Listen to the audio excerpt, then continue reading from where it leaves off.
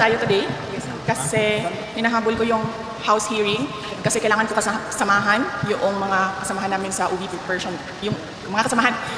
Again, 2 items lang muna tayo today dahil kailangan ko samahan sa house hearing yung mga OVP personnel na nandoon. Magbigay lang muna ako ng first item is magbigay ako ng update kay Yusek Zulaika Lopez. So ang update is, ang usapan kahapon, ang pakiusap sa kanya kahapon ay kapag dumating yung nanay niya, pwede kami umalis ni Senator Bato. Si Senator Bato meron siyang trabaho. Tapos ako, sasamahan ko naman yung mga OVP personnel na sa house hearing. Okay siya kausap kahapon. Kanina, umaga, habang naghahanda ako, nagpaalam na ako sa kanya.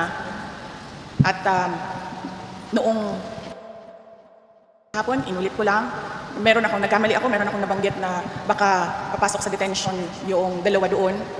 At sinabi ko sa kanya, kailangan ko din silang samahan.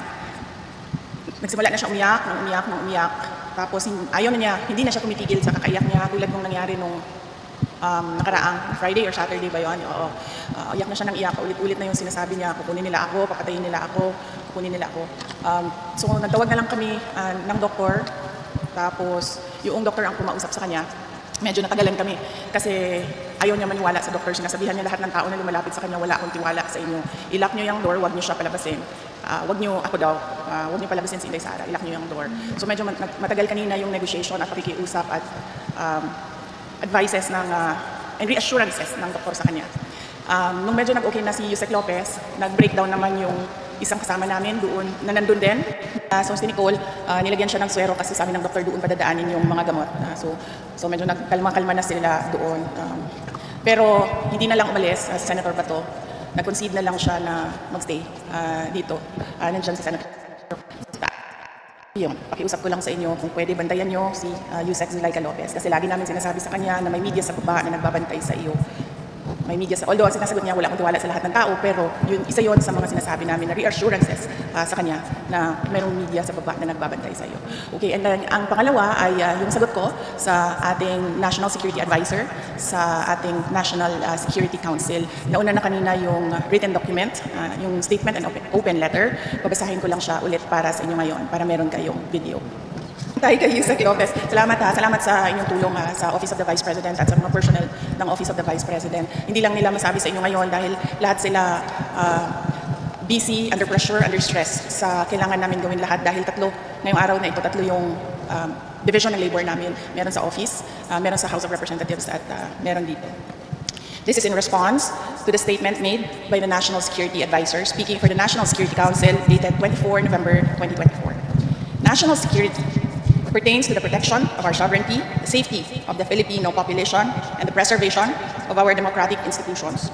The function of the National Security Council is confined to the formulation of policies and in furtherance of such pursuits, including crafting recommendations to the President.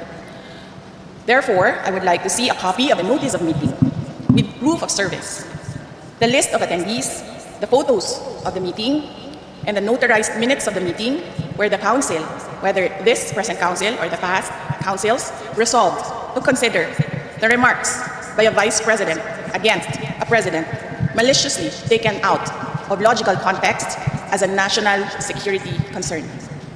In addition, please include in the agenda for the next meeting my request to present to the council the threats to my person, the OVP institution, and its personnel. As a member of the National Security Council, based on EO 115, December 24, 1986, I do not recall receiving a single notice of meeting since 30 June 2022. Therefore, I request the NSA to please send to me the notarized minutes of all meetings conducted by the Council from 30 June 2022, if at all there is any. I want to review what the Council has accomplished so far in terms of policies and recommendations for national security. Gusto malaman ng taong bayan kung ano ang ginagawa ng National Security Council at ano ang nagawa ng National Security Council.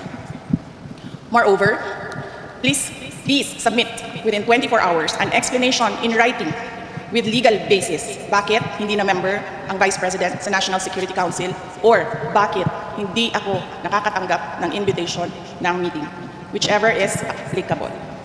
And finally, I urge all the National Security Council members and the Filipino people to demand transparency and accountability from the personnel of the National Security Council. Shukran.